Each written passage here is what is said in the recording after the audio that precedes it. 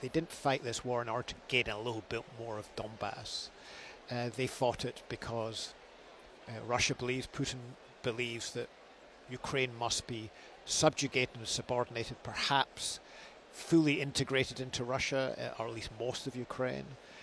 As long as Odessa and Kyiv and other main cities to some extent, but most of all those, are out of Russia's grasp, Ukraine can continue as a modern state, a state which will be even more antagonistic to Russia, much more antagonistic to Russia than it was in the past. And that's a strategic loss which any Russian regime will find hard to stomach. Hello and welcome to Frontline on Times Radio. I'm Louis Sykes. Today we're at the UK Labour Conference in Liverpool and we're joined by Professor Malcolm Chalmers, Deputy Director General of RUSI. Malcolm, how would you assess the UK's contribution to the war in Ukraine, and where can the new government build on support for Kyiv? Well, the UK's contribution has been very substantial. Of the large European countries, we've probably had the biggest effort. Proportionately, we've done rather less than the Scandinavians and the East Europeans, who have really stepped up remarkably, but we've been more forward-leaning than the Americans, the French, or the Germans. It's been a significant commitment. It's increasingly hard, I think, for the UK to identify items from their own stocks which they can supply. But the UK, I think, can be proud of what it's done so far. Shortly after the election, you wrote for RUSI that the UK had a responsibility as one of the most stable governments in the West at the moment to help steady the ship on support for Ukraine. Have you seen this happening under the new Labour government? I think it's very striking the way in which both David Lammy and John Healey in their first week, and indeed subsequently, have put a lot of effort into building connections with all our key European partners. That's been a real theme of what they've been doing. But we've also seen, of course, reaching out to the United States on a wide range of issues, actually, but the one that's had most publicity is the discussion about giving more authority to Ukraine in terms of its use of long-range missiles. Last week we saw the start of an apparent long-range strike campaign into Russia by Ukraine. Does that suggest Ukraine are maybe more confident that they will soon be able to use missiles like Storm Shadow against Russia? No, I don't think they're very connected. The Ukraine has been using its own weapons. It's important to remember that Ukraine develops and uses highly effective weapons which they've produced themselves, as well as the weapons being provided by the West. We focus on the latter, but the former are equally important. And of course, this very successful destruction of an ammunition depot using a Ukrainian capabilities shows that the Ukrainians aren't sitting waiting for British or American supplies. But of course, long-range strike can make a difference because it means that the Russians can't have a sanctuary which isn't hit, so it complicates their ability to supply the front line. And if they get it wrong, as obviously they did in this case, they will lose a lot of kit, a lot of ammunition, which would otherwise be appearing on the front line 2, 3, 4 weeks later. So that's a very important part of modern warfare, especially since the Russians have very substantial capability of hitting Ukraine behind its front lines. And if Ukraine can't do the same, then it puts it at a considerable disadvantage. On the specific issue of Storm Shadow, of course, we've provided significant numbers of Storm Shadow, as have the French, to Ukraine already. The stocks of those are going down. It's not a weapon you can use in large numbers. It's a very potent weapon, but it has to be rationed. And what we've seen with Storm Shadow, as we've seen with every new weapon provided to Ukraine, the Russians react, they adapt, they move their systems out of range, they deploy new air defences, they find ways of spoofing Western weapons, and therefore it becomes harder to use them effectively. And one of the strange characteristics of this conflict, really from the beginning, is the way in which we've had our Western debates about whether or not to provide new weapons in public, giving the Russians plenty of notice that a decision it may be imminent. And in this case, I think there's quite a lot of evidence that the Russians have already been adapting and moving some of their systems out the range of Storm Shadow, where this enhanced authority to strike further behind the Russian borders were to be granted. I expect now that it would certainly be prudent, let's put it that way. I think it would be prudent if we had less public discussion of whether or not there has been an amendment of the arrangement in relation to Storm Shadow, so that we introduce at least some degree of uncertainty in Russian minds as to what has been agreed. If you provide exact information in the public domain on Times Radio as to exactly where Storm Shadow can be used and where it cannot, that is priceless information, which the Russians would like to expend a lot of intelligence resources on obtaining. So maybe a bit of quiet in this issue and subsequently action would be the best way forward. I was going to come on to that actually, which is, is there a risk there of in a way repeating the mistake of the Taurus missile, which some have criticised Germany's adamance in coming out and simply saying, no, we're not going to let them use that missile, clearly showing the Russians, it's not going to happen. So there is a level of importance in keeping Putin and the Kremlin on their toes then about what could be used, where and when. I think that's absolutely right. One might even say it would be good, if it were possible, to say something in public and then do the opposite in practice, because that would put the Russians off balance. And a lot of the greatest impact of any new weapon system is in its first weeks. And after that, its efficacy declines sometimes very radically over time, particularly if you're talking about longer range missiles, which have to get through sophisticated Russian defences. And Russian defences are pretty good. I mean, one of the things this war has actually demonstrated on both sides is that air and missile defence is critical and works. The Ukrainians, as long as they had supplies of interceptors, brought down most Russian drones and missiles, and Russia is not in a dissimilar position. So to get a Storm Shadow through, not only do you need the missile itself, clearly, you also need a range of supplementary capabilities in order to disable Russian defences, and of course you also need the intelligence, primarily space-based intelligence, which can give you up-to-date information about exactly where potential targets are, because often these targets are not static. So it's a complex architecture. No particular weapon system is in itself a magic bullet. And so, when these strikes do get through, whether that's Ukraine's own weapons or not, there is also a political element then, isn't there, for Putin at least, in that they have these defences and yet still Ukraine are able to get through and hit very important targets like these ammunition depots they've been hitting in the past week. It is important. It's an important part of the overall balance. I mean, one of the noteworthy things about this war is since the autumn of 2022, so 2 years ago now, the front line really hasn't changed much.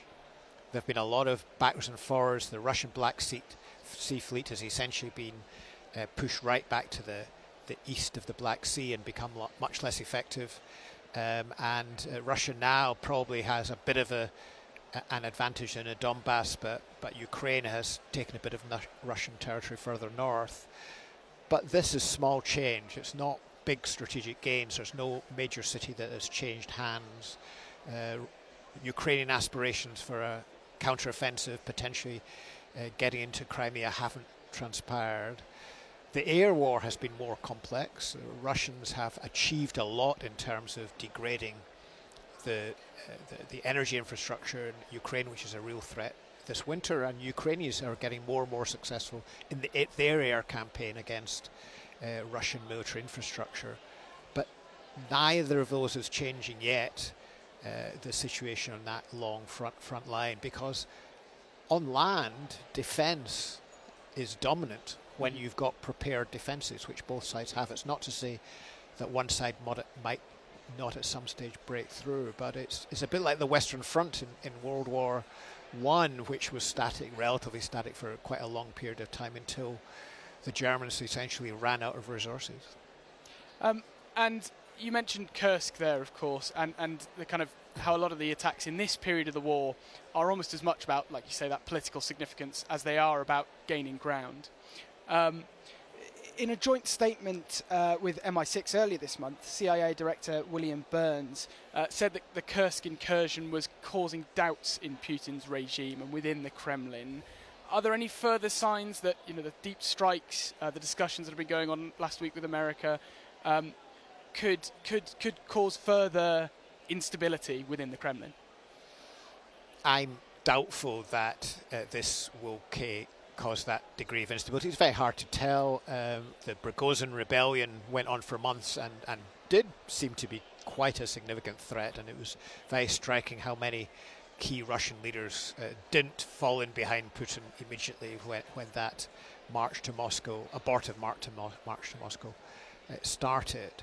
But I think I would put more emphasis on the fact that in the end this has turned into a war of attrition. The biggest problem both sides have in very different ways is how long can they sustain the war. Both sides are finding it hard to resupply their forces. There's certainly reports that by autumn of 2025, a lot of key assets Russia will have very few armoured vehicles left, for example, at current rates of attrition.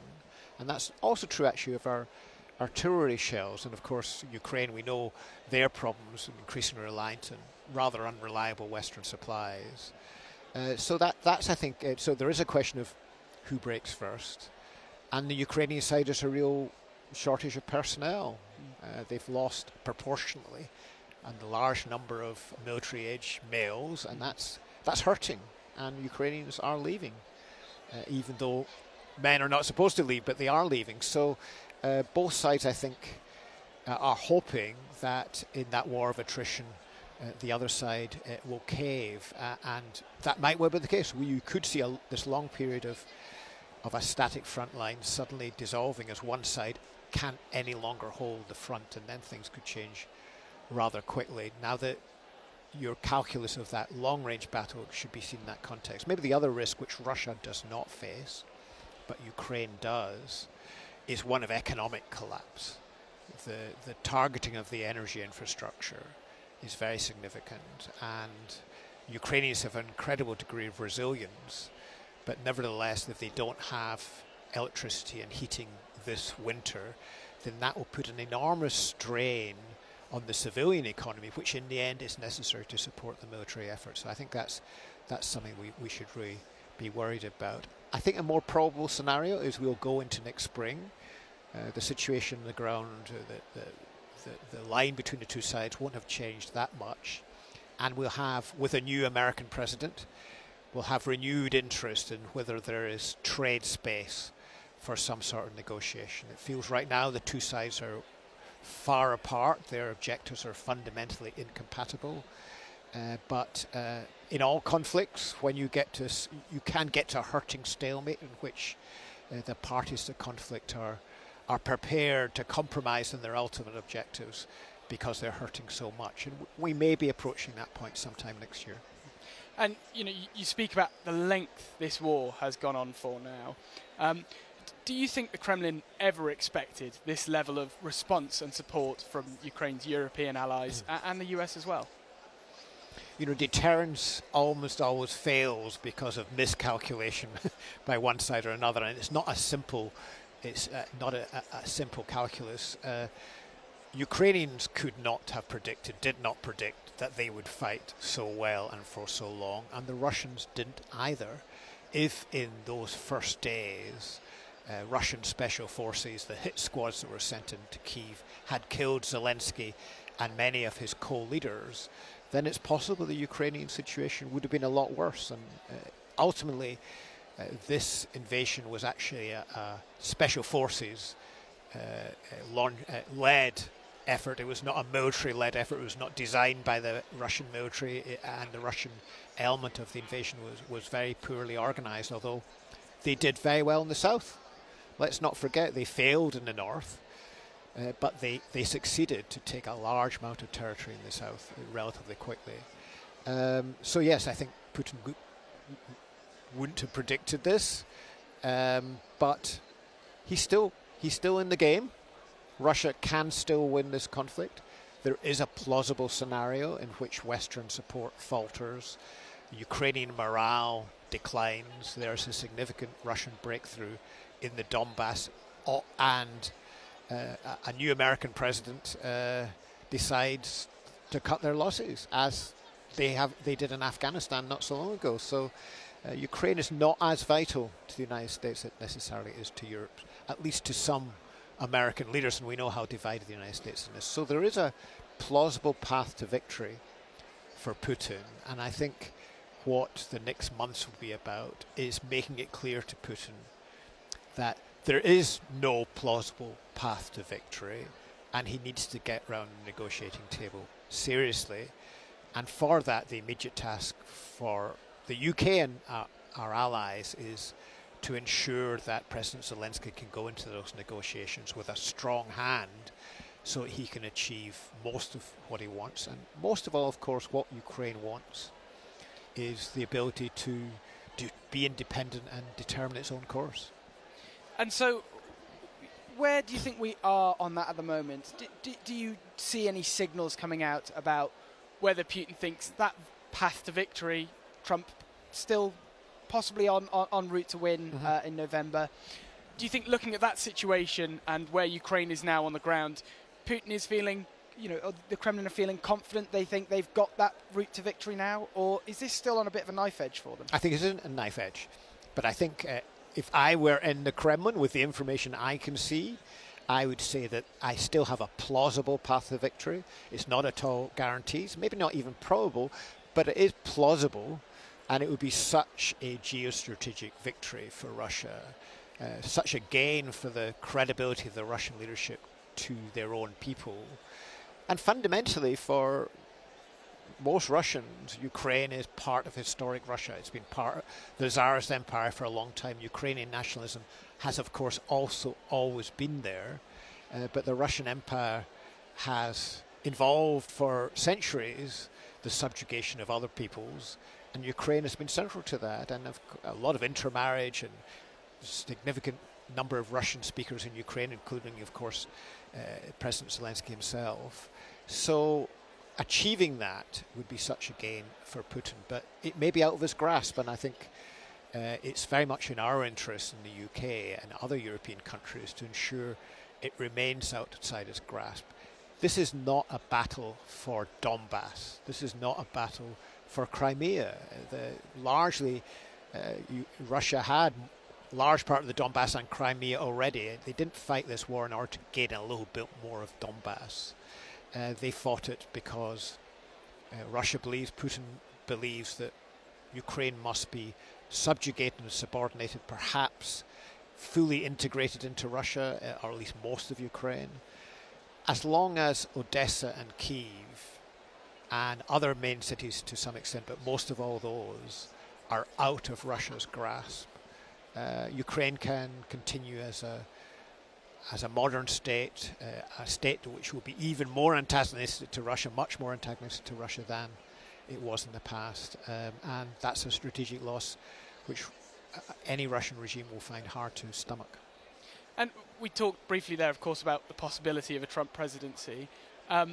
If that comes to pass, how important is it going to be for Europe and the UK especially to be an independent counterbalance to Russia?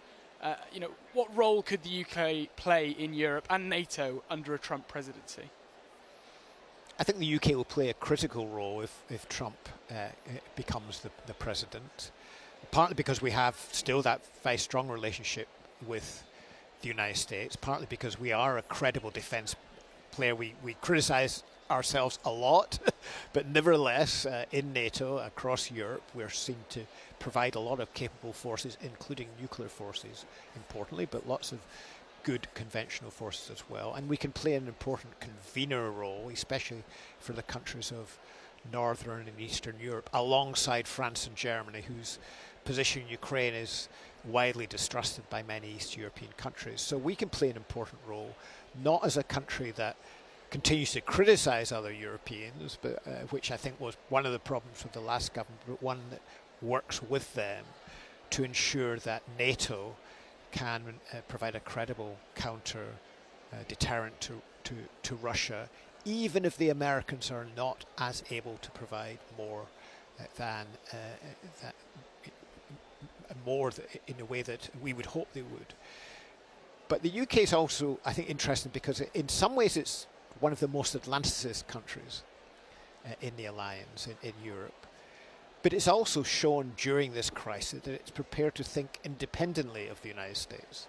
The UK has often been ahead of America in terms of its willingness to provide particular sorts of weapons, tanks or fighter aircraft or whatever it might be, when the Americans under Joe Biden have been more hesitant about escalation risks.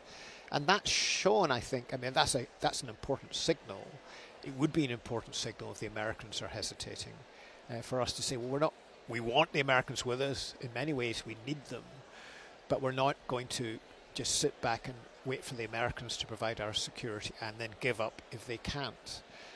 And that's important, I think, not least because whoever is president, the Pentagon is increasingly focusing its resources in deterring China in Asia, where China's military force is building up, and China's forces are increasingly capable of posing a real threat to Taiwan and to China, to Taiwan and Japan, and the Americans are going to be more and more engaged in that theatre. And yes, they can be at two places at once, but they can't have infinite resources in two places at once. And then the Middle East, again, another draw on American resources. So we need, I think, whoever's elected president, but most urgently under Trump, to ensure that Europeans will look after their security as best they can. We can't do as good a job as we could do with the Americans on side, fully on side. But Russia is not 10 feet tall either. Its military force has taken a real beating in this war. It will take them time to recover. The fact that Ukraine has done so well in holding off the Russians for so long is a testament to Ukrainian strength, but it's also a testament to key Russian weaknesses. So it's credible to imagine that scenario. In many ways, the blockages are as much psychological as anything. Since the 1950s, we've all been used to assuming the Americans will be there, and we are there as cheerleaders. And now I think Europeans are going to increasingly be going to have to take the lead with the Americans in support, and maybe Ukrainians can teach us some lessons in that regard. And we are here today at the Labour conference. We've heard speeches from David Lammy, Foreign Secretary of the UK, John Healey, Defence Secretary. They've both reiterated that dedication and support to Ukraine. I think it's the $3 billion they've now promised in addition. And they've stuck to the line to support Ukraine for as long as it takes. That line has been attacked, criticised by some for being, in a way, too vague. But is that more careful, verbal approach needed when things like deep strikes into Russia are being discussed behind the scenes? There's a danger in defence when you're fighting a war of being too public of what you're doing. I mean, it's each side, we're reacting to what the Russians are saying and doing, and they're doing the same. We need to keep the element of surprise. We need to keep adaptability. Deterrence relies on clear signals, but it also relies on a degree of ambiguity. So as long as it takes, of course, is ambiguous. What does that mean? What is it? And President Zelensky, of course, is playing an ambiguous game as well. He's asking for everything he can get. He appeals to our public opinion, and when we're divided, he sees that and tries to achieve things in his own country's interests. Our interests are not exactly the same as those of Ukraine. Ukraine would like us to be fighting on the front line with him, British troops and American troops. But our governments have, I think quite rightly, assessed so far that that's a risk we're not prepared to take. But we're prepared to do just about everything else, which I think is also right. So there's going to be a lot of uncertainty. And of course, this has all been taking place in a context where any discussion of negotiation has been for the birds, and I think it still is. But there may be a moment next year, I would argue, maybe in the spring next year, where there will be more momentum towards that, and we need to be prepared to put Ukraine in the best possible position for those negotiations so that they can maintain their independence. And so if there is to be any sort of armistice or wind down of the conflict, that it doesn't just give breathing space for Russia, it also gives breathing space for Ukraine. And just to finish off, is there anything further that you're going to be listening out for here at conference from Keir Starmer perhaps in the speech tomorrow that could change things on the ground at all in Ukraine? I think that when people are in the Kremlin are calculating the staying power of the NATO alliance, they have looked at the experience of recent conflicts in which we've been all in, but then we've pulled out, which is what happened in Afghanistan. They do look at the election results in several European countries, including Germany and France, and indeed the Netherlands, and see parties gaining votes which are more sympathetic to Russia and want to pull back aid to Ukraine. But they also see a British government and indeed a British political consensus. It's not a Labour issue, actually. All our big political parties, Labour, Conservative, Lib Dem, are all full square behind this effort. So the UK is going to be a critical part of persuading Putin that Europe is not for changing. Of course, the countries of Northern Europe, the Scandinavians, Norwegians, Swedes, Finns, and indeed the East Europeans have always been very strong on the Ukraine question because of geography. But the fact that the UK is with them, I think, is making a real difference. There is an alternative universe, we've seen it in the past, in which the UK has focused its defence efforts globally. It's to some extent allowed Europeans to balance off each other, offshore balancing it's sometimes called. But that's not the approach the UK is taking. We are in it. We're committed to European security, and that's, I think, a very important signal which I hope we continue to send. Professor Malcolm Chalmers, thank you very much for joining us today. Okay, thank you. For more news on the war in Ukraine, early access to our videos, live streams, and members-only Q&As, sign up for a Times Radio membership at the link in the description. Goodbye.